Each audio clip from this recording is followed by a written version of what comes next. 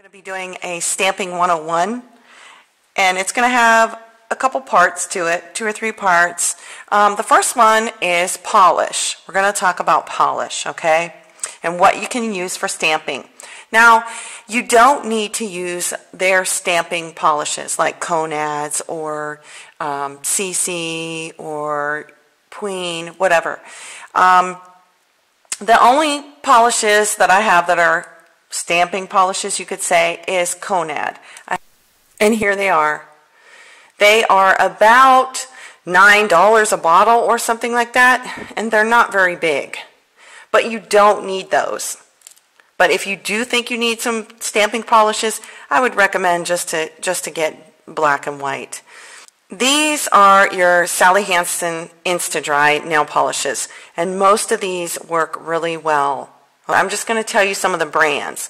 But like I said, Sally Hansen Insta-Dries work really well for stamping. Clean Color. Clean Color works really well for stamping. And I believe my last design that I did, I used this black to stamp on my roses for my opposite hand from my honey design. This is the black I used. It's really nice and it works really well. And it's only $1. Just a generic polish. I don't think you can find this anywhere. I found it at a nail supply store and found out it worked. A lot of your Sinful colors will work. And a lot of Revlons will work as well. They work really well. These 2 colors, Hot for Chocolate and Minted, work really well too. And they go together great for a design. But yeah, Revlons. Pure Ice. A lot of your Pure Ices work real well too. Maybelline Color Shows work really great, a lot of them. This is called Bold Gold 45. It's an excellent gold stamping polish to stamp with. It works really well. Now, any of these polishes, or any polishes that you have at home that you might think could stamp, you're just going to have to test them out and see if they're going to stamp for you. Okay? The consistency of the polish, you could say, could be a little bit on the thicker side, but not necessarily though, but highly pigmented. Okay? If it's a sheer polish, forget it. It's not going to stamp. It's not going to stamp. Okay? But the only thing you have to do is you're going to have to test it out. You're going to have to test it out on a practice hand, you know, with a artificial nail, your own finger. Like, if you have a red polish, you want to see if it's going to stamp, you know, stamp over a white color, a lighter color. The same with a dark polish. If you want to see if a certain black is going to stamp, of course, you know, you're going to have to stamp it over a lighter color so you can see the results.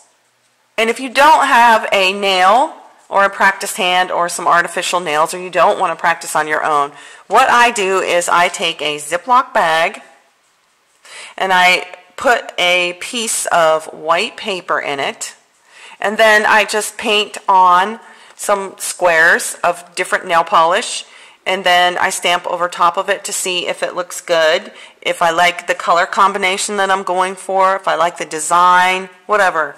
And if you paint, you know, just to try it out, you don't really need a lot of coats, just 1 coat maybe to try it out.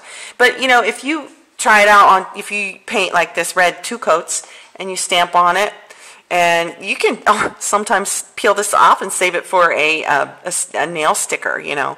But anyways, this is a good way to do it if you don't want to use like a bunch of practice nails. And I kind of like this way better. It's just a lot easier and cheaper, and you know, everybody has Ziploc baggies and white paper.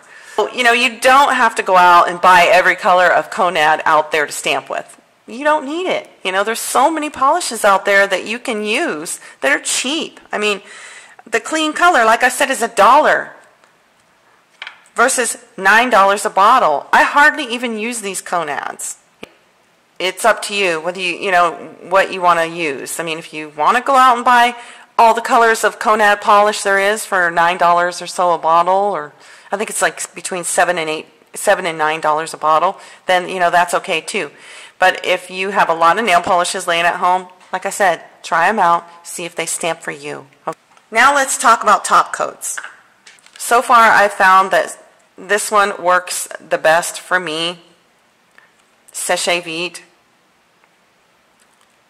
I like it. I also have a trick that I'm going to explain in one of my stamping tips and tricks videos of how I can use any top coat on my stamp designs now, and it won't smear. But another tip for that too is don't overstroke your design, okay? Try to top coat it in sections, like one in the side, one down the middle, and on the other side of a swipe. But this one seems to work the best for me. So I hope this video helped you all to know what kind of polishes to use, some brands that you can start out using. You know, just have to try it out. Okay, so thanks for watching, everyone, and look for the next video.